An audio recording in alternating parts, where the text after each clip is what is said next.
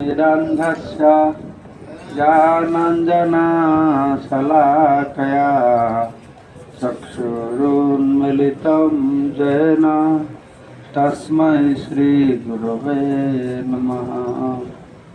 नमो विष्णुपदाय कृष्णपृष्ठाय भूतले श्रीमते भक्तिवेदान्त स्वामिने नामिने। नमस्ते सरस्वती देवे गौरवाणी प्रचारिणे शेषशून्यवादी पाश्चात्यदेशतारिणे। वाञ्छाकल्पतरुभ्यश्च कृपासिन्धुभ्यैव च पतितानां पावनेभ्यो वैष्णवेभ्यो नमो नमः। जय श्री कृष्ण चैतन्य प्रभु नित्यानंद श्री अद्वैत गदाधर श्रीवासादि गौर भक्तवृंद। हरे कृष्णा कृष्णा कृष्णा हरे हरे, हरे राम राम राम हरे हरे। मुखं करोति वाचालं पंगुलं हयति गिरिं यत्कृपातमहं वन्दे परमानंद माधवं श्रीगुरुदिनचरणं श्री चैतन्येश्वरं नमः।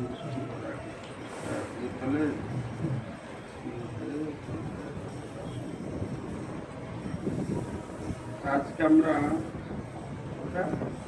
জগদানন্দ পণ্ডিতের দ্বাদশ পরিচ্ছেদ 500 আমরা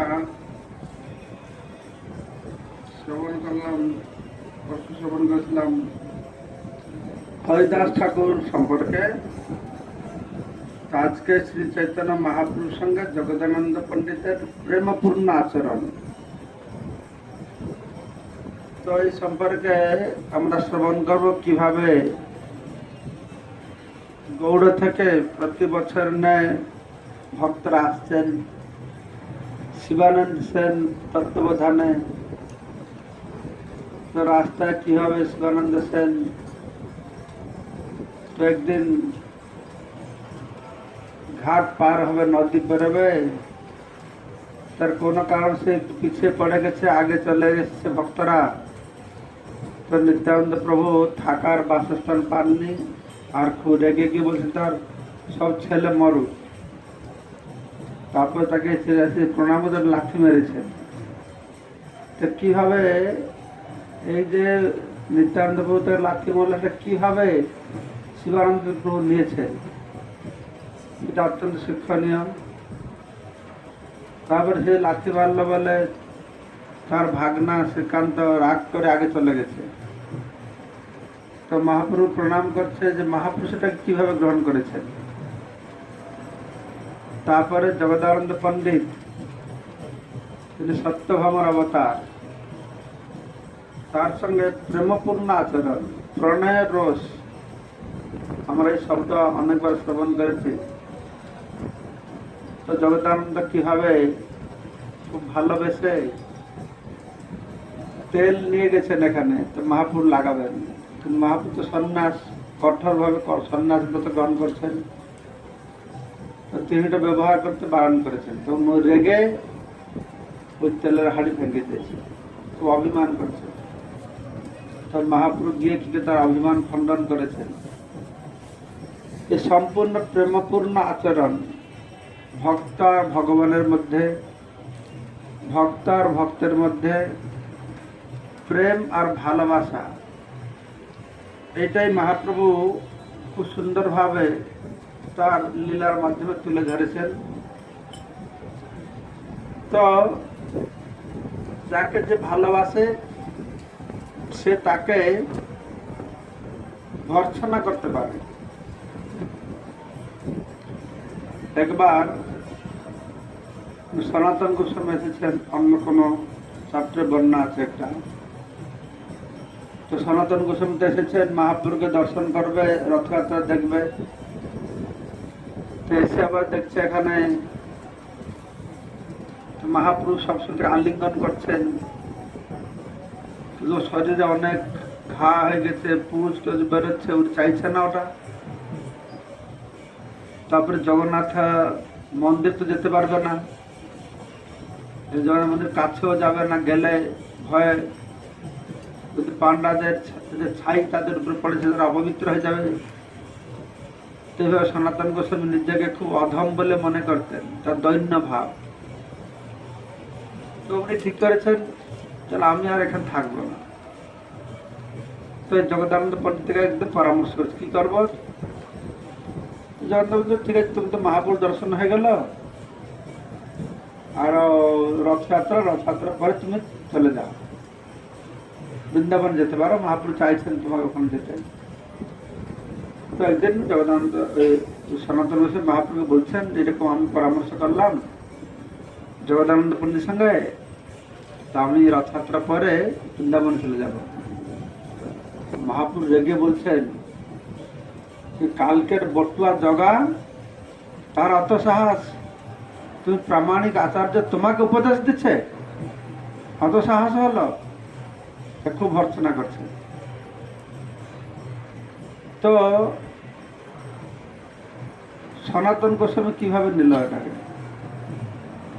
মহাপ্রভু ভর্ৎসনা করছেন জগদানন্দকে, তুমি অত মহান, সনাতনকে প্রশংসা করছেন, তুমি অত মহান, আর তোমাকে আবার বুদ্ধি দিতে গিয়েছ। সেটা শুনে সনাতনের কি রিয়াকশন হলো? সনাতন গোস্বামী বলছেন মহাপ্রভু আপনি জগদানন্দকে কত ভালোবাসেন, তার প্রতি এরকম বলছেন, তা আমাকে প্রশংসা করছেন। তো জগদানন্দ থেকে আমার থেকে জগদানন্দকে আপনি বেশি ভালোবাসেন, তাকে ভর্ৎসনা করছেন। মহাপ্রভু বলছেন না না, আমি তোমাকে ভালোবাসি, কিন্তু আমি এই মর্যাদা লঙ্ঘন সহ্য করতে পারি না। তো মহাপ্রভুর জগদানন্দের প্রতি এটা বিশেষ ভাব, প্রীতিপূর্ণ ভাব ছিল। যেখানে জগদানন্দ মহাপ্রভু অভিমান করতে পারে, ক্রোধ করতে পারে, প্রণয়ের রস ভালোবেসে ক্রোধ করা, অভিমান করা, এইটা একটা প্রেমের রাজ্যের একটা অলংকার। তো এই লীলার মাধ্যমে সেটা সুন্দরভাবে এই লীলা বর্ণনার মাধ্যমে কৃষ্ণদাস কবিরাজ গোস্বামী তুলে ধরেছেন। আজকে আমরা সেটি শ্রবণ করব। চৈতন্য চরিতামৃত অন্তলীলা দ্বাদশ পরিচ্ছেদ। শ্রী চৈতন্য মহাপ্রভুর সঙ্গে জগদানন্দ পণ্ডিতের প্রেমপূর্ণ আচরণ। শ্রুতাং শ্রুতাং নিত্যং গীয়তাম গীয়তাম মুদা চিন্ততাম চিন্ততাম ভক্ত চৈতন্য চরিতামৃতং। হে ভক্তগণ, এই শ্রী চৈতন্য চরিতামৃত নিত্য শ্রবণ করুন, গান করুন এবং আনন্দে চিন্তা করুন। জয় জয় শ্রী চৈতন্য জয় দয়াময়, জয় জয় নিত্যানন্দ কৃপা সিন্ধু জয়।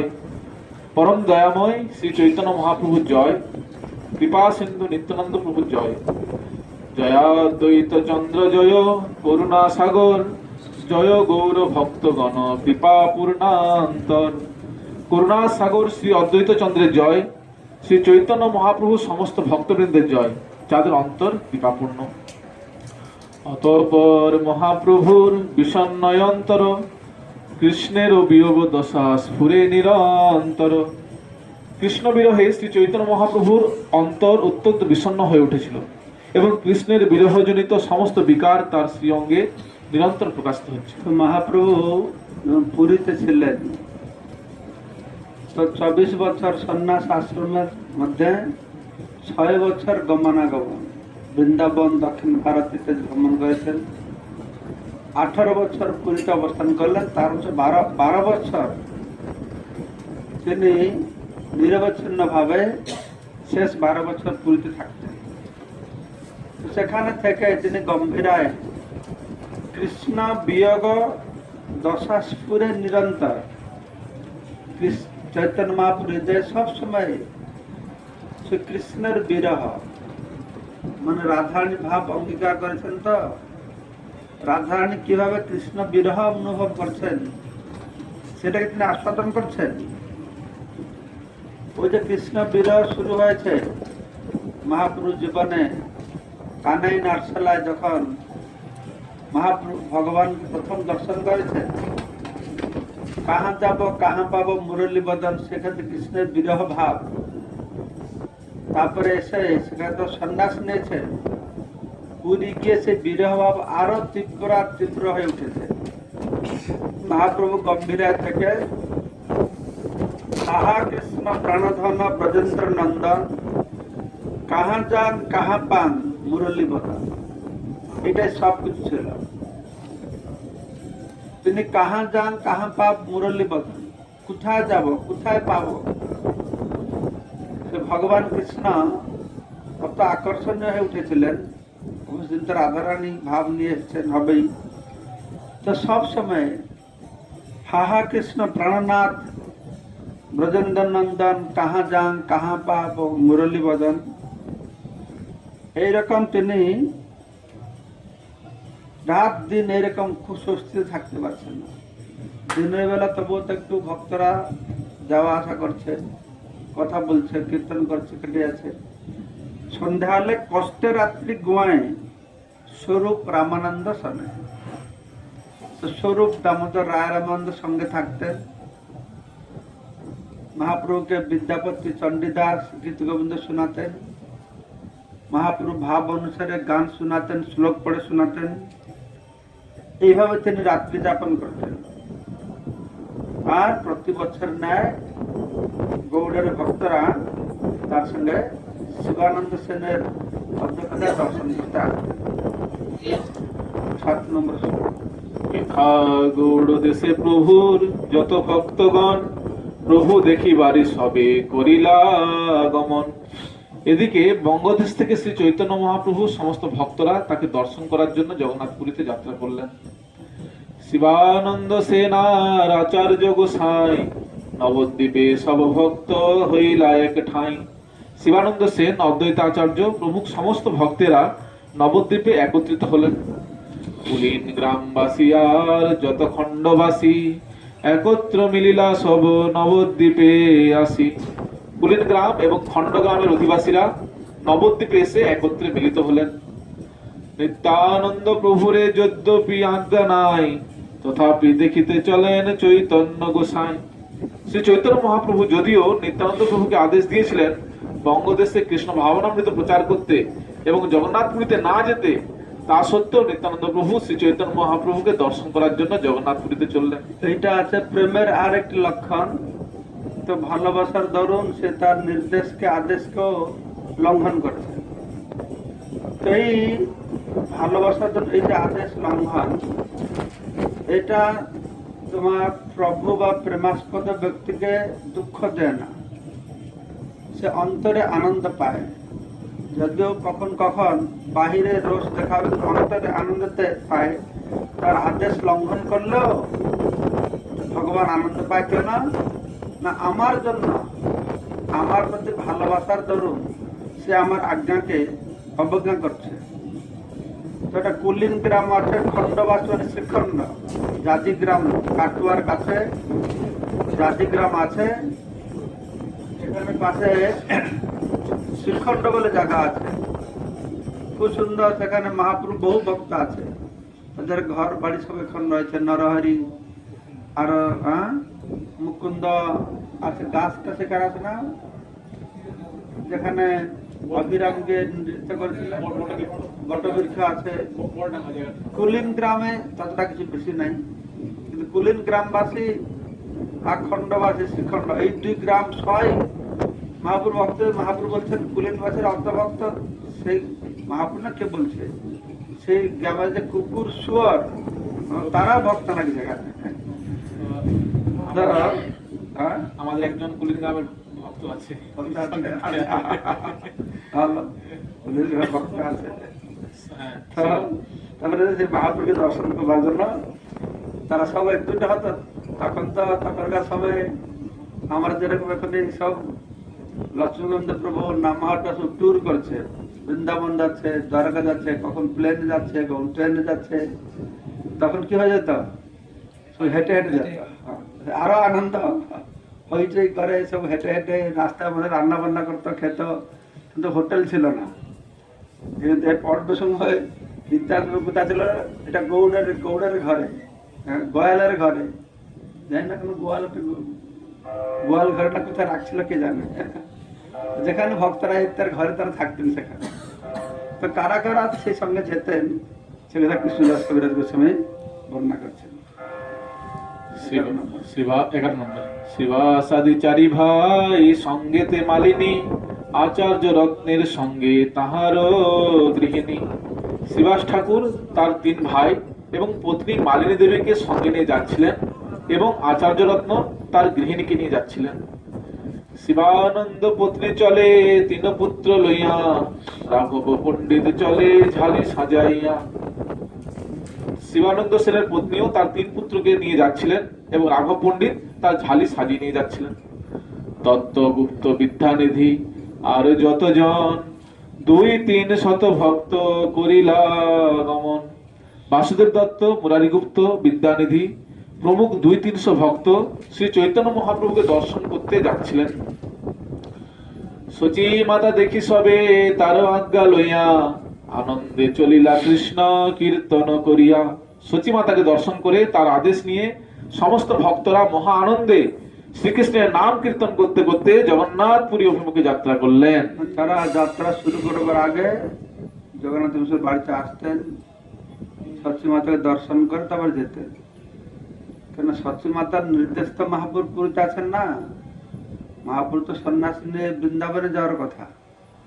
সচি মাতা বলছেন না, তুমি পুরীতে থাকো, পুরীতে থাকলে নদিয়ার ভক্তরা তোমাকে দর্শন করতে যেতে পারবে, আর তোমার ভালো মন্দ খবরও আমি পাবো, এই আশায়। তাই জগদানন্দ পণ্ডিতকে মহাপ্রভু জগন্নাথ প্রসাদ দিয়ে সচিমাতার কাছে পাঠিয়েছিলেন, আর সেজন্য সমস্ত ভক্তরা সচি মাতাকে দর্শন করে তাদের যাত্রা শুরু করতেন। শিবানন্দ সেন করে ঘাটি সমাধান, সবারে পালন করি সুখে লইয়া যান। শিবানন্দ সেন বিভিন্ন স্থানে পথের কর দেওয়ার ব্যবস্থা করে এবং সকলকে পালন করে মহা সুখে ভক্তদের জগন্নাথপুরী অভিমুখে নিয়ে যাচ্ছিলেন। সবার সব কার্য করেন দেন বাসস্থান, শিবানন্দ জানে উড়িয়া পথের সন্ধান। শিবানন্দ সেন সমস্ত ভক্তদের সবকিছু তত্ত্বাবধান করতেন এবং রাত্রে তাদের থাকবার জায়গার বন্দোবস্ত করে দিতেন। তিনি উড়িষ্যা যাওয়ার পথ খুব ভালোভাবে জানতেন। একদিন সব লোক ঘাটিতে রাখিলা, সবা ছাড়াইয়া শিবানন্দ একেলা রহিলা। একদিন যাত্রীদের কাছ থেকে অধিক মাসুল আদায় করার জন্য ঘাটওয়ালেরা সকলকে ঘাটটিতে আটক করেছিল। তখন শিবানন্দ সেন সমস্ত যাত্রীর হয়ে স্বয়ং জামিন হয়ে তাদের ছাড়িয়ে দিয়ে তাদের সঙ্গে বোঝাপড়া করার জন্য তিনি একলা সেখানে রইলেন। সবে গিয়া রহিল গ্রাম ভিতর বৃক্ষ তলে, শিবানন্দ বিনা নাহি বাসস্থান নাহি মিলে। সকলে গিয়ে তখন গ্রামের ভিতর একটি গাছের তলায় রইলেন, কেননা শিবানন্দ সেন ব্যতীত অন্য কেউ বাসস্থানের ব্যবস্থা করতে পারতেন না।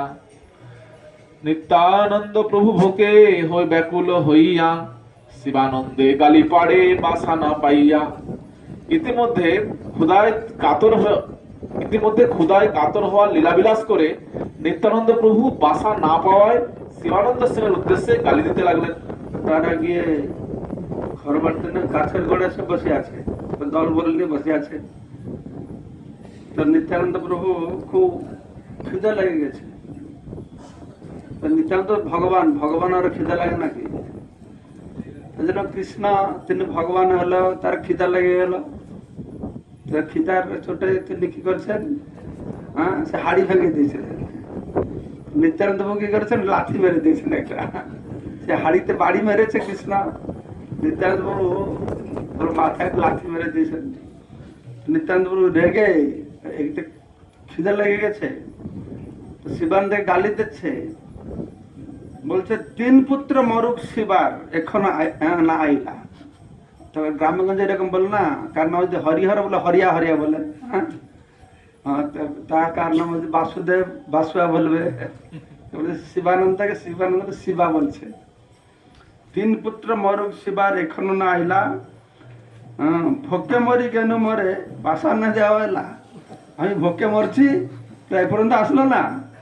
তো এই কথা শুনলে শিবানন্দের স্ত্রী যে ওদের কান্না শুরু করে দিল, যে এরকম আমাকে অভিশাপ দিচ্ছে, তো এরকম কান্না শুরু করে দিয়েছে। তো শিবানন্দ সেন তখন ঘাটি সব পয়সা টয়সা দিয়ে তো ফিরেছেন। শিবানন্দের পত্নী তারে কহে না কান্দিয়া, তখন শিবানন্দের স্ত্রী তা কান্না করতে করতে বলছে, পুত্রে সাপ দিচ্ছেন গোসাই বাসা না পাইয়া। যে গোসাই মানে কে? নিত্যানন্দ প্রভু। তো বাসা না পেয়ে এই পুত্রদেরকে অভিশাপ দিয়েছেন যে পুত্রদের মৃত্যু হবে। তো তখন সেটা শুনে শিবানন্দ কি রেগে গেল, যে আমি অত কাজ করছি, অত দায়িত্ব নিয়েছি, আমার দেরি হয়ে গেল বলে আমার ছেলে মরে যাবে, এরকম অভিশাপ দিয়ে দিল। এরকম রেগে গেল। আমার রেগে যায় না নাই? হ্যাঁ, আমি অত কাজ করলাম, কোন কোন ভক্তরা বলে আমরা সারা জীবন দিয়ে দিলাম মিস করার জন্য, আমাকে একটু দেখলাম আমাকে এরকম করলো। আমার মনে করে আমরা ইস্কনের জন্য জীবনটা দিয়েছি, আমরা ইস্কনে এসে যে কি পাচ্ছি, ভগবান ভক্ত হয় সেটাকে ভক্তরা লক্ষ্য করে না। তা আমরা মনে করি আমরা যেন কারোর উপকার করছি।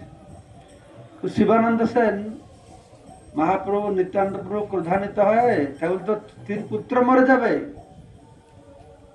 তো শিবানন্দ সেন কি বলছে, আরে বাউলি কেন মরিস কান্দিয়া, পাগলি তুমি কান্না করছো কেন? মরুক আমার তিন পুত্র তার বলাই লইয়া। নিত্যানন্দ প্রভু অসুবিধা হলো, সে তো অভিশাপ দিল আমার তিন পুত্র মরবে, তাহলে মরুক, তাদের নেওয়ার কোন চিন্তা নেই। তো এইরকম তাদের সৌহার্দ্যপূর্ণ সম্পর্ক।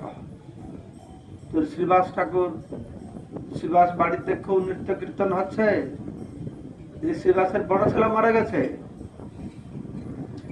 কত প্রহর অতিবাহিত হয়ে গেছে। শ্রীবাস ঠাকুর তাদেরকে বুঝাচ্ছে যে তোমরা কান্না করছো, মহিলারা কান্না করছে, তোমরা কেন কান্না করছো? যে ঘরে ভগবান স্বয়ং কীর্তন নৃত্য কীর্তন করে সেই সময় যে মারা যায়, আমার সব ছেলে মারা গেলেও ভালো, আমার এরকম সৌভাগ্যের কথা চিন্তা করছেন। তারা তখন দুঃখ পাচ্ছেন না। তো সেদিকে বলছে, তো উনি শিবানন্দ সেন বলছেন আমার তিন ছেলে মরুক। তো এইভাবে বলে তখন নিত্যানন্দ প্রভুর কাছে গিয়েছেন। একে তো আগে একটা মানে অভিশাপ হয়ে গেছে, তিন ছেলে মরুক, আর নিত্যান্ত ঢেকে ঢেকে খুব খিদা লাগছে, থাকার জায়গা নেই। তো এতে বলি প্রভু পাশে গেলা শিবানন্দ, শিবানন্দ নিত্যান্তকে প্রণাম করছে, আর নিত্যান্ত উঠি তারে লাথি মাইলা প্রভু নিত্যানন্দ, এক লাথ দিয়েছে। শিবানন্দ লাথি পেলা, তখন কি হলো, খুব আনন্দিত হইলা শিবাই পাদ প্রহার পায়া। চিন্তা করছে যে চরণ কমলের স্পর্শ পেতে মুনি ঋষিরা যুগ যুগ ধরে পায় না, সেটা আমি মাথায় গ্রহণ করলাম। সঙ্গে সঙ্গে কিসে লাথি খেয়ে সঙ্গে সঙ্গে দৌড়ে গিয়ে কি করছে, বাসা ঘর কইলা গৌড় ঘরে গিয়া, গৌড় মানে গোয়ালের ঘরে গিয়ে করলা করে, তারপরে এসে নিত্যানন্দ প্রভুকে চরণ ধরিয়া প্রভু রে বাসায় লইয়া গেলাম, বাসা দিয়া হৃষ্ট হইয়া কহিতে লাগিলা। মানে এটা হচ্ছে কায়দা, যদি কেউ রাগ করে প্রথমে কাজটা সমাধান করো, না সে যদি নিত্যান্ত রেগে লাথি মারে দিল, সে যদি উত্তর দিত না না আপনি বুঝছেন না, আমার তো দেরি হয়ে গেছিল, ঘাটি যেতে হচ্ছিল, সেজন্য দেরি হলো, কথাটা বুঝতে পারেন না, আমাদের ভক্তরা এরকম বলতেন। তো কোনো উত্তর দিল না, কোনো উত্তর না দিয়ে সেটাকে বাসা ঠিক করে দিল, দিয়ে দিল। এখন বুঝতে পারছে এখন ঠান্ডা, ঘরটা পেয়ে গেছেন। তখন এসে কি করছে, চরণ ধরিয়া প্রভুরে বাসায় লইয়া গেল, হ্যাঁ, তো বাসায় নিয়ে গেছেন, তো নিয়ে গিয়ে মহাপ্রভুকে বলছেন, নিত্যানন্দ প্রভুকে শিবানন্দ সেন বলছেন, তো বৈষ্ণবের ভাবটি কিরকম হওয়া উচিত এখান থেকে আমরা দেখি। আজি মোরে ভৃত্য করি অঙ্গীকার কইলা, যেমন অপরাধ ভৃত্যের যোগ্য ফল দিলা। তো আজকে আমি ধন্য, আজকে আপনি আমাকে ভৃত্য বলে গ্রহণ করেছেন। কে কাকে শাসন করে? প্রভু ভৃত্যকে শাসন করে। কে কাকে ভর্ৎসনা করে? প্রভু ভৃত্যকে ভর্ৎসনা করে। তো জীবনের লক্ষ্য হচ্ছে আমরা ভগবানের গোপী ভর্তু পদকমলের দাস দাসানুদাস হম। তো শাস্তি পেল, কিন্তু কি মনে করছে না শাস্তি ছলে কৃপা কর, এটা তোমার হচ্ছে কৃপা, বৈষ্ণবের কৃপা। বৈষ্ণবের তার ভর্ৎসনা, বৈষ্ণবের আমাদের যে ক্রোধ, ভালোবাসার দরুন এটা, সেটাকে সে কি মনে করছে? এ তোমার করুণা, ওটা করুণা বলে মনে করছে। সে ক্রোধকে ক্রোধ বলে মনে করছে না, শাস্তিকে শাস্তি বলে মনে করছে না, মনে করছে শাস্তির ছলে তুমি করুণা করেছ। ত্রিজগতে তোমার চরিত্র বুঝে কোন জনা? তোমার চরিত্র কে বুঝতে পারে? তোমার চরণ রেণু পেতে শিব ব্রহ্মা অপেক্ষা করে বসে আছেন। ব্রহ্মার দুর্লভ তোমার চরণ রেণু, হেন চরণ স্পর্শ পাইল মোর অধম তনু। নিজেকে কত অধম বলে মনে করছে, আমি অত অধম, আমার কোন যোগ্যতা নাই সেই চরণ রেণু পাওয়ার জন্য। চরণ রেণু পেতে শিব ব্রহ্মা অপেক্ষা করে আছেন, তো সে নিজেকে কৃতকৃত্য মনে করছেন যে আমার হইল জন্ম কুল ধর্ম সফল, সফল আমার জন্ম কুল ধর্ম সব সফল হলো। আজি পাইন কৃষ্ণ ভক্তি অর্থ কাম ধর্ম, আজি আমি ধর্ম অর্থ কাম কৃষ্ণ ভক্তি এসব লাভ করলাম। তো মহা নিত্যানন্দ প্রভু খুব ক্রোধান্বিত হয়েছিলেন, তাকে অভিশাপ দিয়ে দিয়েছেন, তুমি তোমার সব ছেলে মরবে। সে হাতে লাথি মেরেছেন। তবে নিত্যানন্দ প্রভু নিশ্চয় বুঝতে পেরেছেন ও অযথা একটা দেরি করছে তা নয়, তার সেবায় অবহেলা করে নয়, যথার্থ কারণের জন্য দেরি হয়েছে। এসব সত্ত্বেও সে এসে এই যে বিনয় ভাব প্রকাশ করেছে। নিত্যানন্দ প্রভু তো লাথি দিয়েছে বলছে এটা তোমার করুণা। এইরকম যদি কেউ আমাদেরকে লাথি মারে, অভিশাপ দে, যদিও আমার সেবায় অবহেলা নেই, তখন যদি আমি তার কাছে এইরকম অনুনয় বিনয় হয়ে বলি তুমি যে ভর্ৎসনা করলো, লাথি মারলো, এটা তোমার অত্যন্ত কৃপা, যদি এরকম কাকে বললি তাহলে তার মনটা কিরকম হবে? রেগে যাবে আরো। হ্যাঁ, তো নিত্যানন্দ প্রভু এই হচ্ছে বৈষ্ণবদের আচরণ। মানে আমরা এই আচরণ থেকে কত দূরে আছি এই চৈতন্য চরিতামৃত পাঠ করলে আমরা বুঝতে পারবো। তো নিত্যানন্দ প্রভু শুনেছেন যখন, শুনি নিত্যানন্দ প্রভুর আনন্দিত মন, খুব আনন্দ খুশি হয়ে গেছেন। আর সঙ্গে সঙ্গে উঠি শিবানন্দে কইলা প্রেম আলিঙ্গন, প্রেম আলিঙ্গন করেছেন। কার মন গলবে না, কার কে প্রেম আলিঙ্গন করবে? তো এইভাবে চৈতন্য মহাপ্রভু যে ব্যবহার দেখিয়েছেন, যে আচরণ দেখিয়েছেন, তার দ্বারাই ভগবানকে খরিদ করা যায়। এইসব আচরণ এই জন্য বলা হচ্ছে ভগবানকে খরিদ করা যায়। তো সঙ্গে সঙ্গে নিত্যানন্দ প্রভু উঠে থেকে প্রেমালিঙ্গন করেছেন। তারপরে শিবানন্দ গিয়ে সবার বাসস্থান ঠিক করে দিয়েছে। বলো। আনন্দিত শিবানন্দ করে সমাধান, আচার্যাদি বৈষ্ণবেরে দিলা বাসস্থান। তখন অত্যন্ত আনন্দিত হয়ে শিবানন্দ সেন অদ্বৈতাচার্য প্রমুখ সমস্ত বৈষ্ণবদের বাসস্থানের ব্যবস্থা করলেন। নিত্যানন্দ প্রভুর সব চরিত্র বিপরীত, ক্রুদ্ধ হইয়া লাথি মারে করে তার হিত।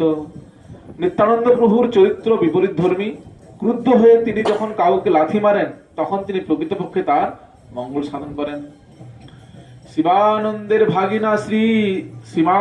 ভাগিনা শ্রীকান্ত সেন নাম, মামার অগোচরে কহে করি অভিমান। চৈতন্যের পারিষদ মোর মাতুলেরও খ্যাতি, ঠাকুর আলী করেন গোসাই তারে মারে লাথি। শিবানন্দ সেনের ভাগ্নে শ্রীকান্ত এই ব্যাপারে অত্যন্ত ব্যথিত হয়ে তার মামার অগোচরে অভিমান করে বলতে লাগলেন, শ্রী চৈতন্য মহাপ্রভুর পার্ষদ বলে আমার মামার খ্যাতি রয়েছে, কিন্তু নিত্যানন্দ প্রভু তাকে লাথি মেরে তার গুরুত্ব জাহির করেন। তো এখানে শ্রীকান্ত কি করলো না, আমাদের মতনই আচরণ করলো। শ্রীকান্ত বলছে কি, আরে আমার মামা মহাপ্রভুর পার্শ্বদের মধ্যে শ্রেষ্ঠ এটা, আর তাকে এরকম লাথি মেরে দিল। হ্যাঁ, ও রেগে গেল। রেগে গিয়ে খুব মন দুঃখ করে, বালক ছোট ছিল তো সে দল ছেড়ে আগে চলে গেছে।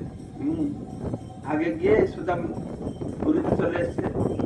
তো গম্ভীরাতে গিয়ে মহাপ্রভু দণ্ডবোধ করেছে। পেটাঙ্গি গায়ে করে দণ্ডবোধ নমস্কার। পেটাঙ্গি মানে এই জামা জামা শার্ট, তা বলে পেটাঙ্গি।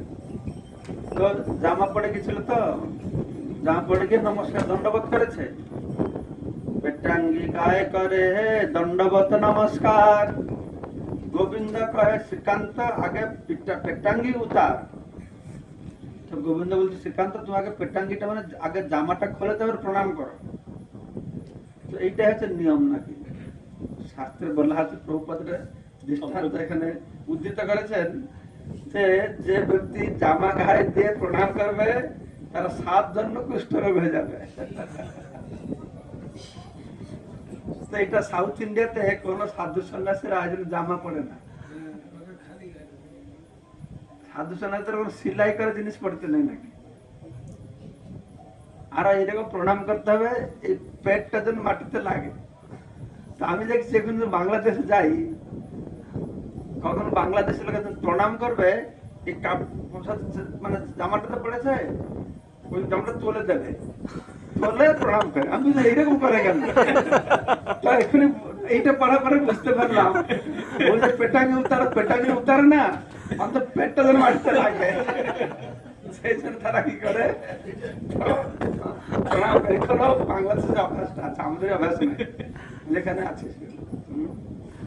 তো তখন এ বলছে, হ্যাঁ, গোবিন্দ থেকে মহাপুরুষ সেবক বলছে, শ্রীকান্ত আগে পেটাঙ্গি উতারো। মহাপুরুষ তো জানে অন্তর্জামী, শ্রীকান্ত কষ্ট পেয়ে এসেছে, ওর মামা লাথি খেয়েছে। তো মহাপ্রভু মানে শিবানন্দ সেনের ব্যবহার দেখো। শিবানন্দ সেনের ব্যবহার দেখে নিত্যান্ত কিভাবে প্রেমাপ্লুত হয়েছেন সেটা দেখতে হবে। আর শ্রীকান্তের আচরণ এরকম হলো, তো শ্রীকান্ত মহাপ্রভু কিরকম করছে?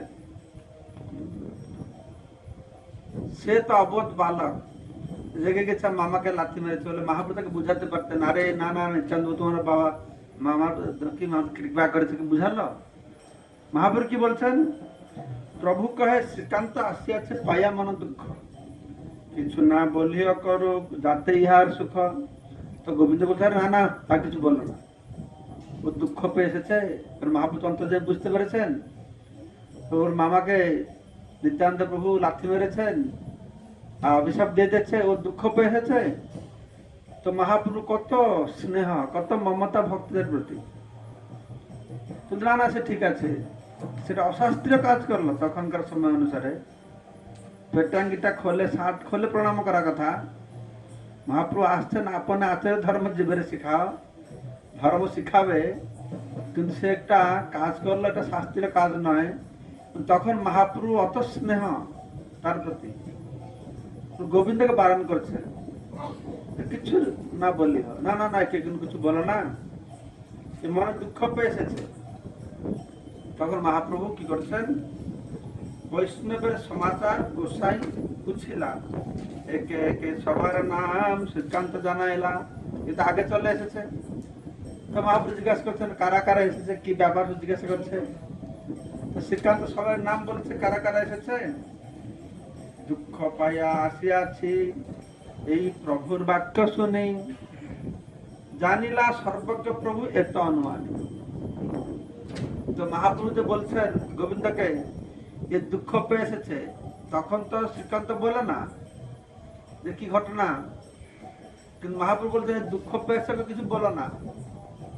এটা শুনে ও বুঝতে পেরেছে, একে শ্রীকান্ত বুঝতে পেরেছে যে মহাপুরুষ হচ্ছে সর্বজ্ঞ। মহাপুরুষ জানলো কি করে আমি মনে দুঃখ পেয়েছি বলে, তো সে বুঝতে পেরেছে মহাপ্রভু সর্বজ্ঞ, সর্বজ্ঞ প্রভু। তখন সে সবকিছু বলেছে, কারা কারা এসেছে, কি ব্যাপার সব বলেছে। শিবানন্দে এথা সব বৈষ্ণবগণ আসিয়া মিলিলাম, শিবানন্দে লাথি মাইলা ইহা না কহিলা। শিবানন্দে লাথি মেরেছে এটাকে আর বললো না মহাপ্রভু। এথা সব বৈষ্ণবগণ আসিয়া মিলিলাম, তারপরে সমস্ত বৈষ্ণবরা আসে।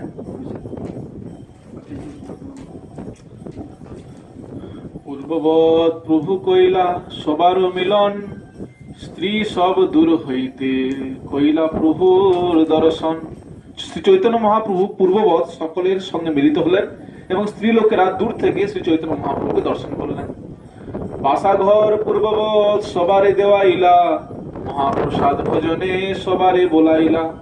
পূর্ববৎ সকলকে তিনি থাকবার জায়গা দেওয়ালেন এবং সকলকে মহাপ্রসাদ ভোজন করার জন্য নিমন্ত্রণ করলেন। শিবানন্দ তিন পুত্রে গোসাইরে মিলাইলা, শিবানন্দ সম্বন্ধে সবাই বহু কৃপা কইলা। শিবানন্দ সেন তার তিন পুত্রকে শ্রী চৈতন্য মহাপ্রভুর কাছে নিয়ে গেলেন এবং শিবানন্দ সেনের সম্পর্কে মহাপ্রভু তাদের সকলকে বহু কৃপা করলেন। মহাপ্রভু শিবানন্দ প্রিয়, মহাপ্রভু কি হলো? হরে হরে বল, হরে হরে হরে কৃষ্ণ। তো মহাপ্রভু তো অন্তর্যামী বুঝতে পারছে শিবান্ত লাভ থেকে এসেছে, তো মহাপ্রভু তাকে বেশি প্রাধান্য দিচ্ছেন, গুরুত্ব দিচ্ছেন। বলছেন যে যতদিন শিবানন্দ এখানে থাকবে, সে তার স্ত্রী তার পুত্র সবাই আমার যে অবশিষ্ট প্রসাদ ওরা পাবে। মহাপ্রভু কত এক্সপার্ট, তার ভক্তকে সন্তুষ্ট করবার জন্য। মহাপ্রভু কি কি করছেন শোনো, সম্পর্কে সুন্দর। ছোট পুত্রে দেখি প্রভু নাম পুছিলা, পরমানন্দ দাস নাম সেন জানাইলা। শিবানন্দ সেনের ছোট পুত্রকে দেখে শ্রী চৈতন্য মহাপ্রভু তার নাম জিজ্ঞাসা করলেন এবং শিবানন্দ সেন তাকে জানালেন যে তার নাম পরমানন্দ দাস। পূর্বে যবে শিবানন্দ প্রভু স্থানে আইলা, তবে মহাপ্রভু তারে কহিতে লাগিলা, এবার তোমার যেই হইবে কুমার, পুরীদাস বলি নাম ধরিও তাহার। পূর্বে শিবানন্দ সেন যখন শ্রী চৈতন্য মহাপ্রভুর কাছে এসেছিলেন, তখন শ্রী চৈতন্য মহাপ্রভু তাকে বলেছিলেন, এবার তোমার যে ছেলে হবে তার নাম রেখো পুরীদাস। তবে মায়ের গর্ভে হয় সেই তো কুমার, শিবানন্দ ঘরে গেলে জন্ম হইল তার। তখন সে শিশুটি তার মায়ের গর্ভে ছিল। শিবানন্দ সেন যখন ঘরে ফিরে গেলেন, তখন তার সেই পুত্রটির জন্ম হয়। প্রভু আজ্ঞায় ধরিলা নাম পরমানন্দ দাস, পুরী দাস করি প্রভু করেন উপহাস। শ্রী চৈতন্য মহাপ্রভুর আজ্ঞা অনুসারে তার নাম রাখা হয়েছিল পরমানন্দ দাস। মহাপ্রভু উপহাস করে তাকে পুরীদাস বলে ডাকতেন। আনন্দ যবে সেই বালকে মিলাইলা, মহাপ্রভু পদাঙ্গুষ্ঠ তার মুখে দিলা। শিবানন্দ সেন যখন সেই শিশুটিকে শ্রী চৈতন্য মহাপ্রভুর কাছে নিয়ে গেলেন, তখন মহাপ্রভু তার পদাঙ্গুষ্ঠ তার মুখে দিলেন। শিবানন্দের ভাগ্য সিন্ধু কে কইবে পার, তার সব গোষ্ঠীকে প্রভু কহে আপনার। শিবানন্দ সেনের সৌভাগ্যের সমুদ্র কে পার হতে পারে, যার পরিবারের সকলকে শ্রী চৈতন্য মহাপ্রভু আপন জন বলে মনে করতেন। তবে সব ভক্ত লইয়া করিলা ভোজন, গোবিন্দের আজ্ঞা দিলা করিয়া চমন। শিবানন্দের প্রকৃতি পুত্র যাবত এথায়, আমার অবশেষ পাত্র তারা যেন পায়। তখন শ্রী চৈতন্য মহাপ্রভু সমস্ত ভক্তদের নিয়ে ভোজন করলেন এবং আচমন করে গোবিন্দকে নির্দেশ দিলেন, শিবানন্দ সেনের স্ত্রী পুত্র যতদিন এখানে থাকবে ততদিন তারা যেন আমার ভুক্তাবশিষ্ট পায়। নদিয়াবাসী মোদক তার নাম পরমেশ্বর, মোদক বেচে প্রভুর বাটির নিকট তার ঘর। নদিয়াবাসী এক মিঠাইওয়ালা ছিল যার নাম ছিল পরমেশ্বর মোদক। তিনি মিষ্টি বিক্রি করতেন এবং শ্রী চৈতন্য মহাপ্রভু বাড়ির কাছেই ছিল তার বাড়ি। বালককালে প্রভু তার ঘরে বারবার যান, দুগ্ধখণ্ড মোদক দেয় প্রভু তাহা খান। বালক অবস্থায় শ্রী চৈতন্য মহাপ্রভু বারবার সেই পরমেশ্বর মোদকের বাড়ি যেতেন। মোদক তাকে তখন দুধ ও মিষ্টি দিতেন এবং মহাপ্রভু মহানন্দে তা খেতেন। প্রভু বিষয়ে স্নেহতার বালক কাল হইতে শ্রীবৎসর সে আইল প্রভুরে দেখিতে। শ্রী চৈতন্য মহাপ্রভু বাল্যকাল থেকেই পরমেশ্বর মোদক তার প্রতি স্নেহপরায়ণ ছিলেন। সেই বছর তিনিও জগন্নাথপুরীতে শ্রী চৈতন্য মহাপ্রভুকে দর্শন করতে এসেছিলেন।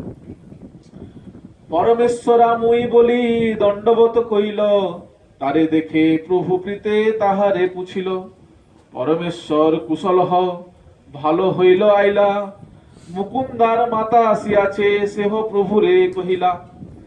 আমি পরমেশ্বর বলে পরমেশ্বর মোদক শ্রী চৈতন্য মহাপ্রভুকে দণ্ডবোধ করলেন এবং তাকে দেখে মহাপ্রভু গভীর প্রীতি সহকারে বললেন, পরমেশ্বর তোমার কুশল হোক, খুব ভালো হলো যে তুমি এখানে এসেছো।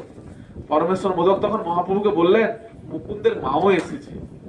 মুকুন্দের মাতার নাম শুনি প্রভু সংকোচ হইলা, তথাপি তাহার প্রীতে কিছু না বলিলা।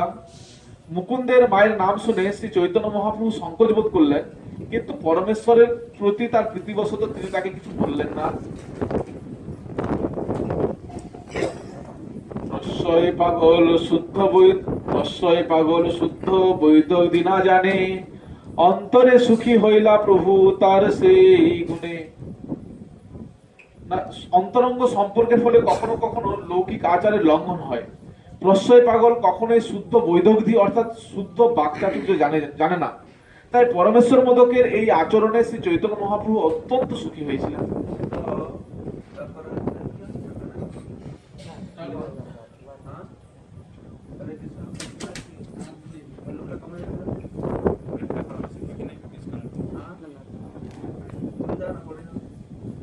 হরে কৃষ্ণ, হরে বল।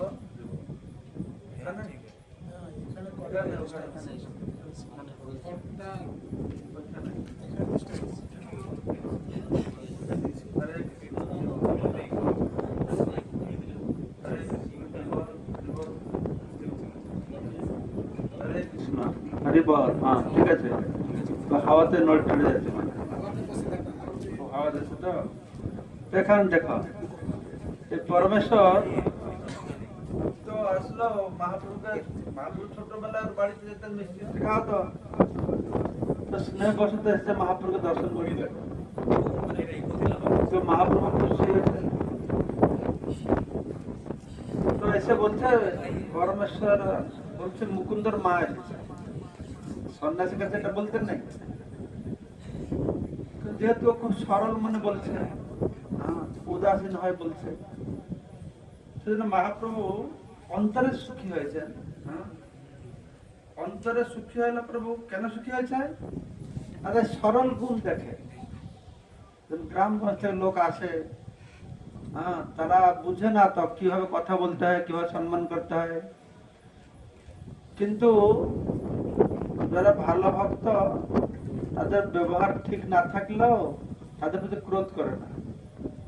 তারা মনে করে সরল, সরল বুদ্ধি সম্পন্ন, ক্রোধ করে না। বরঞ্চ পরমেশ্বর এই ব্যবহারে মহাপ্রভু অন্তরে খুব খুশি হয়েছে। পূর্ববত সভা লইয়া গুন্ডিচা মার্জন, রথ আগে পূর্ববৎ করিলা নর্তন। শ্রী চৈতন্য মহাপ্রভু পূর্ববৎ সমস্ত ভক্তদের নিয়ে গুন্ডিচা মন্দির মার্জন করলেন এবং পূর্ববৎ রথাগ্রে নৃত্য করলেন। চাতুর্মাস্য শবযাত্রা কইল দর্শন, মালিনী প্রভৃতি প্রভুরে কইলা নিমন্ত্রণ। 4 মাস ধরে ভক্তরা সমস্ত উৎসব পালন করলেন এবং মালিনী দেবী প্রমুখ ভক্ত পত্নীরা শ্রী চৈতন্য মহাপ্রভুকে নিমন্ত্রণ করলেন। তো যে পরমেশ্বরের যে ব্যবহার, আমি যখন বাংলাদেশে যাই, বাংলাদেশের মানুষের ব্যবহারটা একটু সেরকম। যারা ভালোবাসে, কিন্তু এরকম ভালোবাসে মানে সেই দিন রাত তোমার পিছনে পড়ে থাকবে আর অত খাওয়াবে, এরকম ব্যবহার করবে মানে রাগ লাগবে। আমি বলি এটা যে বাংলাদেশের ভালোবাসার জ্বালাতন, ভালোবাসার জ্বালিয়ে পড়বে। অন্নকুমারকে নিয়ে গেছিলাম প্রথমে, অন্নকুমার ভালো ক্লাস দেয়, দেখতে ভালো, আর বাংলাদেশের লোক দেখে পাগল অন্নকুমারকে। মা বলছে মহারাজ আমার পিছনে সবসময় পড়ে থেকে বাথরুমে গেলেও টুকটুক করে মহাপ্রভু কখন বেরোবেন আমার প্রশ্ন আছে। খাবার দিয়ে আমি দেখেছি কি করবে, কিছু একটা হলো, কিছু উপরে পড়বে, কিছু আসছে পা ধরবে, আমি মাথায় বাড়ি দেবো, আমি এগিয়ে যাচ্ছি মাথায় বাড়ি দিচ্ছি, ওরা খুঁজে আমার দাঁড়ানো বাড়িতে নাড়ো বাড়িতে কৃপা কৃপা ওদের কি করে শাসন করবো, লাইন আনবো, লাইন হারা যাবে না। তো ওরাই আগের স্টোন এখন রয়েছে। আমি তো প্রথম থেকে খুব রেগে যেতাম ব্যবহারটা করে দেখে। তখন আস্তে আস্তে আমি গুরু মাছতে শিখলাম গুরু মাছ কেন এদেরকে, গুরু মাছকে কেন তো ভালোবাসে, গুরু মাছ এদের স্বরূপটা বুঝে গেছে। গুরু মাছ যাবে, সে হাজার হাজার লোক আসবে, সব চরণ ছুতে থাকবে, সব অবশ্য কোনো গুরু মাছ দেখেছি লোক তাড়ায়, লাঠি দিয়ে তাড়িয়ে আগে চলে যায়, গুরু মাছ সহ্য করবে, অনেক রকম আইটেম আনবে, সবগুলো খেতে হবে।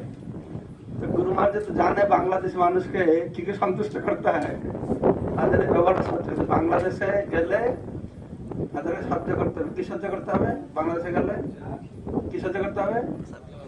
ভালোবাসার জ্বালাতন, ভালোবাসার জ্বালাতন যে সহ্য করতে পারবে। তো মহাপুরুষ এরকম, এই বাংলাদেশ লোকেদের এরকম খুব সরল, খুব সরল, তারা ভক্তি তাকে সমস্যা ভর্সা না করলে, রাগ করলেও তারা কোনো প্রত্যুত্তর দেয় না। সেরকম যদি কোন রাগ করে কিছু বলবে ইন্ডিয়াতে কাউকে, তখন তো একদম খড়গড় করে আসবে। হ্যাঁ আমি দেখেছি অত সরল কিছু গ্রামের লোক, ও আমি যে রাগ করছি ওর রাগটা রাগ বলে বুঝতে পারে না ওরা। এসব আমাদের সমস্যা হয়, আমার রাগ করে শাসন করবো সেটা আর হয় না। কিন্তু মহাপ্রভু কি করছেন, তাই সরল বুদ্ধি দেখে, সরল ব্যবহার দেখে মহাপ্রভু অন্তর খুব প্রসন্ন হচ্ছেন। আর ভগবত ভক্তি হচ্ছে এই সরল মানুষের জন্য, সরল মানুষেরা ভগবানকে পায়, কেননা তাদের মনে কোনো কপটতা নেই, তারা নিষ্কপট ভাবে এরকম তারা আচরণ করে থাকে। তো মহাপুরুষ সেইভাবে পরমেশ্বর বলেছে, এটা নিয়ম নয় বলা, এরকম মহাপুরুষ অন্তরে চাতুর্মাস্য শবযাত্রা হইল দর্শন, মালিনী প্রভৃতি প্রভুরে হইলা নিমন্ত্রণ। 4 মাস ধরে ভক্তরা সমস্ত উৎসব পালন করলেন। মালিনী দেবী প্রমুখ ভক্ত পত্নীরা শ্রী চৈতন্য মহাপ্রভুকে নিমন্ত্রণ করলেন।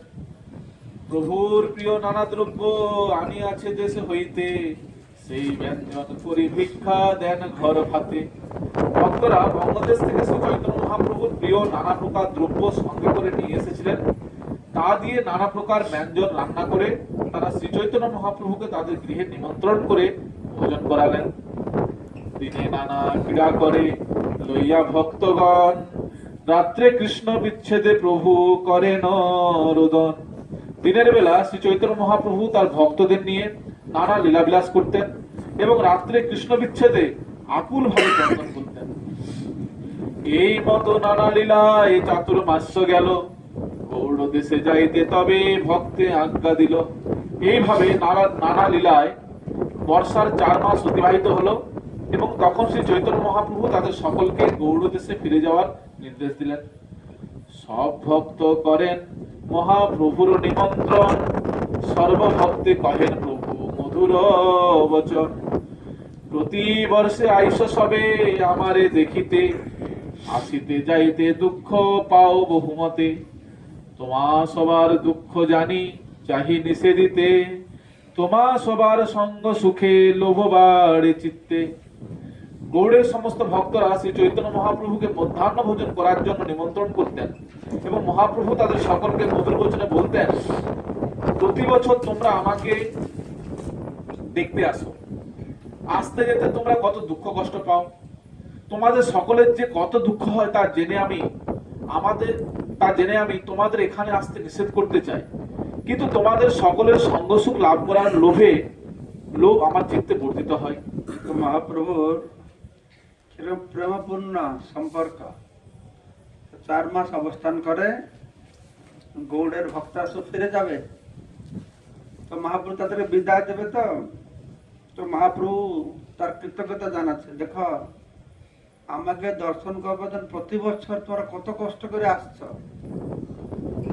তোমাকে আমি বারণ করতে চাই, কিন্তু তোমাদেরকে পেয়ে আমি অত আনন্দ পাই, আমি বারণ করতে পারছি না। তারপরে এটা বলছেন নিত্যানন্দকে আমি বলেছি, মহাপ্রভু নিত্যানন্দ প্রভু তো সঙ্গে গিয়েছিলেন যখন সন্ন্যাস নিলেন মহাপ্রভু। নিত্যানন্দ, জগদানন্দ, আর কে, দামোদর পণ্ডিত,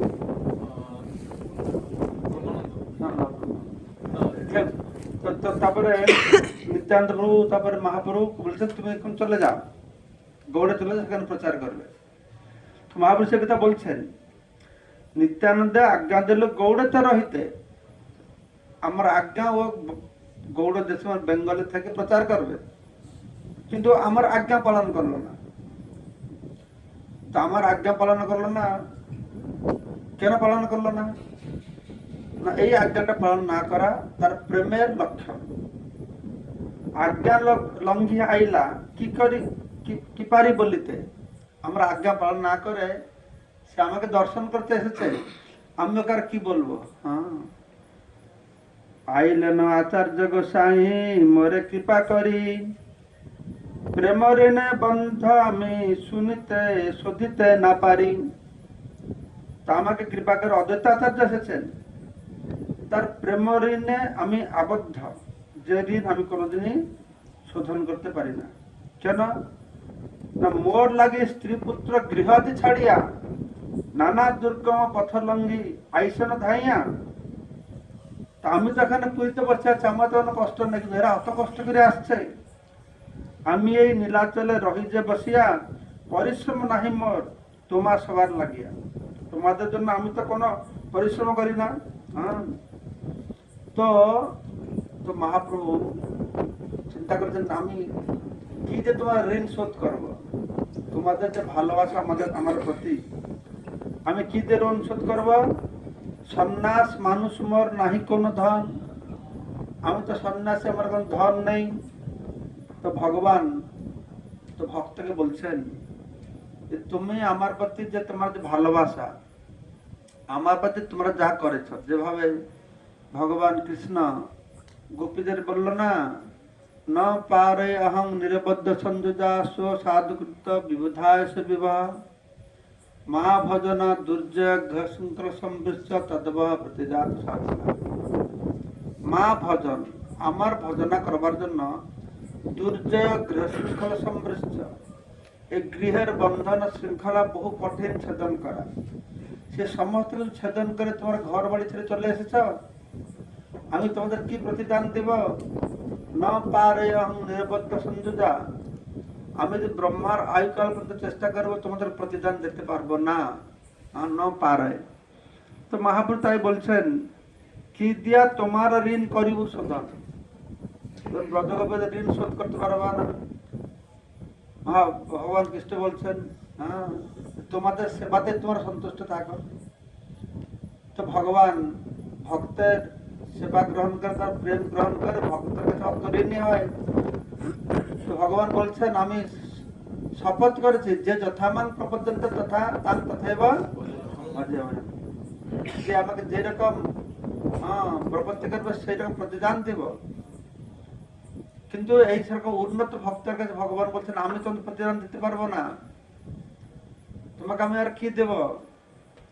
কোথাটা পড়েছিলাম, একজন আচার্য লিখেছেন, ভক্ত ভগবান কাছে যাবে, তখন ভগবান সবকিছু বলবে তাকে, হে আমার প্রিয় ভক্ত, তুমি আমার জন্য কত কষ্ট সহ্য করেছ, কত রাত্র অনিদ্রা রয়েছ, কতদিন না খেয়ে, কত কষ্ট করে, থাকার ভালো ব্যবস্থা নেই, কত লাঞ্ছনা, কত বঞ্চনা, কত কি সহ্য করেছ, এই সব কথা ভগবান লিখে রাখবে।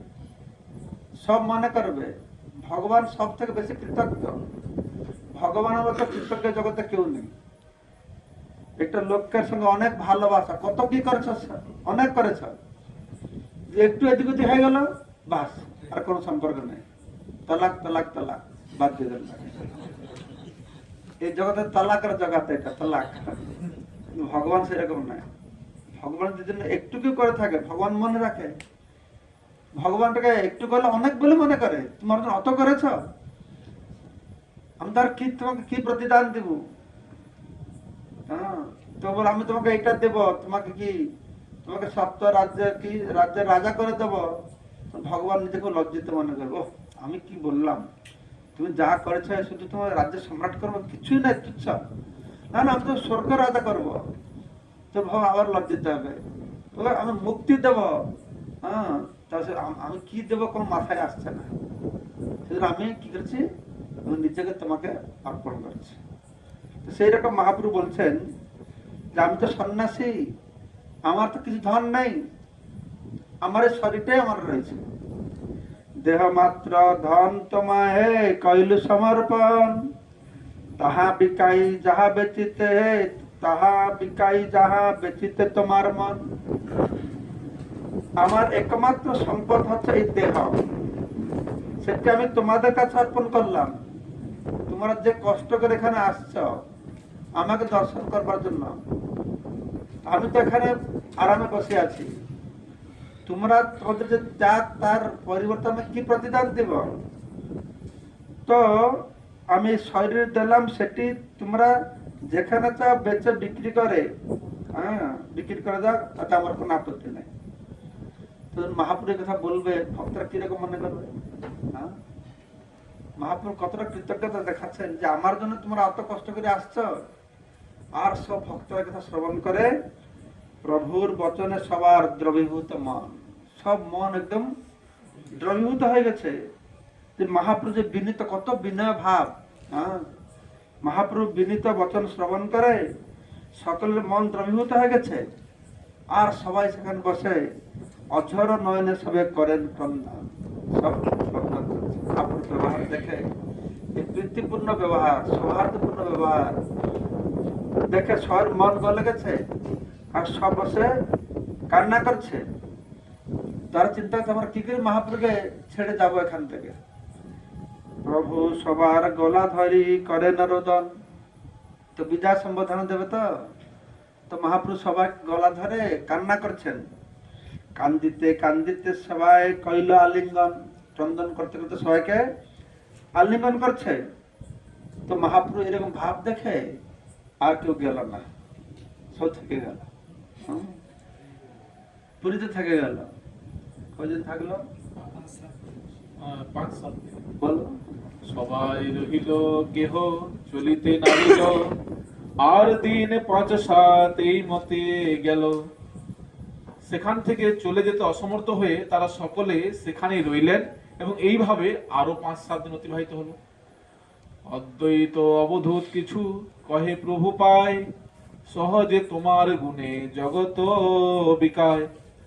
অদ্বৈত আচার্য প্রভু এবং নিত্যানন্দ প্রভু শ্রী চৈতন্য মহাপ্রভুর শ্রী পাদপদ্মে নিবেদন করলেন, তোমার অপ্রাকৃত গুণের প্রভাবে সারা জগৎ স্বাভাবিকভাবেই তোমার প্রতি কৃতজ্ঞ। আর তাতে বাঁধ হয়েছে কৃপা বাক্য ডোরে, তোমার ছাড়ি কে বা কাহা যাইবারে পারে। তার উপর তুমি এরকম কৃপা বাক্যের বন্ধনে তাদের বাঁধছো, তোমাকে ছেড়ে কে কোথায় যেতে পারে। তবে প্রভু সবাকারে প্রবোধ করিয়া সবারে বিদায় দিলা সুস্থির হইয়া। তখন শ্রী চৈতন্য মহাপ্রভু সকলকে প্রবোধ দিয়ে সুস্থির হয়ে সকলকে বিদায় দিলেন। নিত্যানন্দে কহিলা তুমি না আসিহ বারবার, তথাই আমার সঙ্গ হইবে তোমার। শ্রী চৈতন্য মহাপ্রভু নিত্যানন্দ প্রভুকে বললেন, তুমি বারবার এখানে এসো না, সেখানে অর্থাৎ বঙ্গদেশে তুমি আমার সঙ্গ লাভ করবে। চলে সব ভক্তগণ রোদন করিয়া, মহাপ্রভু রহিলা ঘরে বিষণ্ণ হইয়া।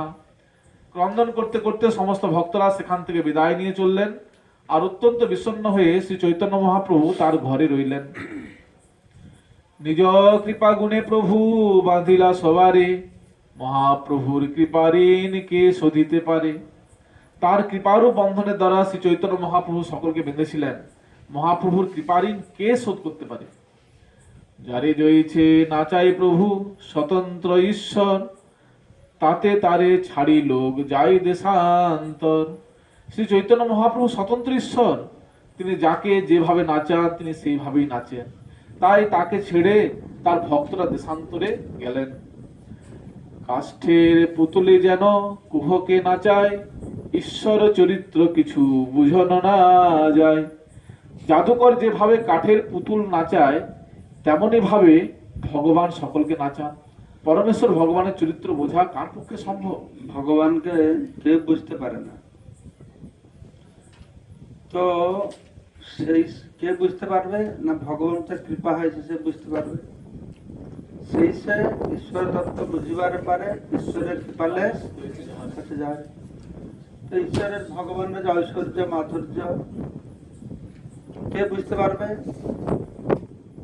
ভগবানের কৃপা হলেও সে বুঝতে পারবে না। কেননা না, যতক্ষণ না আমরা ভগবানকে বুঝবো, ভগবান তো সবসময় বাড়ছে, সবসময় বাড়ছে। ভগবানকে যতটুকু বুঝবো তার পরমতে আরো বেশি হচ্ছে, অপরমতে আর ভগবান সবসময় বাড়তে আছে। তো ভক্ত ভগবানকে সেরকম সবসময় বেশি বেশি করে জানছে। তো ভগবানের তত্ত্ব বুঝতে হলে, ভক্তি তত্ত্ব জানতে হলে, সেজন্যই ভগবান কৃষ্ণ চৈতন্য রূপে এসেছেন জগৎবাসীদেরকে এই ভক্তর যে আচরণ, ভক্তের যে ভাব, এটা কর্ম জ্ঞান ধ্যানের মতন শুষ্ক নয়, কর্কশ নয়। আর্য কুচ্ছ না পরম পদম তথা পতন্তি অধ, কুচ্ছ সাধনা নেই। এখানে ভক্তের কুচ্ছ সাধনা নেই। এই স্নেহপূর্ণ মমতাপূর্ণ প্রেমময় সম্পর্ক হচ্ছে ভক্তির মূল আধার। মহাপ্রভু এই লীলার মাধ্যমে সেগুলি বর্ণনা করেছেন। তার পরবর্তী শ্লোক থেকে জগদানন্দ কিভাবে জগদানন্দকে পাঠাবেন সচিমার সঙ্গে দেখা করতে, তারপর সেখান থেকে তেল নিয়ে আসবে, সুন্দর বর্ণনা আছে। আগামীকালকে আমরা সে বর্ণনা শ্রবণ করবো, তাড়াহুড়া করে না শুনে আমরা আগামীকে আলোচনা করতে শ্রবণ করবো। তারপরে আমরা কন্টিনিউ করবো তার বৃন্দাবন যাত্রা সম্পর্ক আলোচনা করব। এইখানে রহিল গ্রন্থ অমৃত লহরী, বদনে বলিয়া সবে বলো হরি হরি হরি জয় চৈতন্য চরিতামৃতম কি জয়, প্রভুপাদ কি জয়, গৌর প্রেমানন্দ জয় শ্রী শ্রীমদ ভক্তি পুরুষোত্তম স্বামী মহারাজ কি জয়, জয় গৌর প্রেমানন্দে।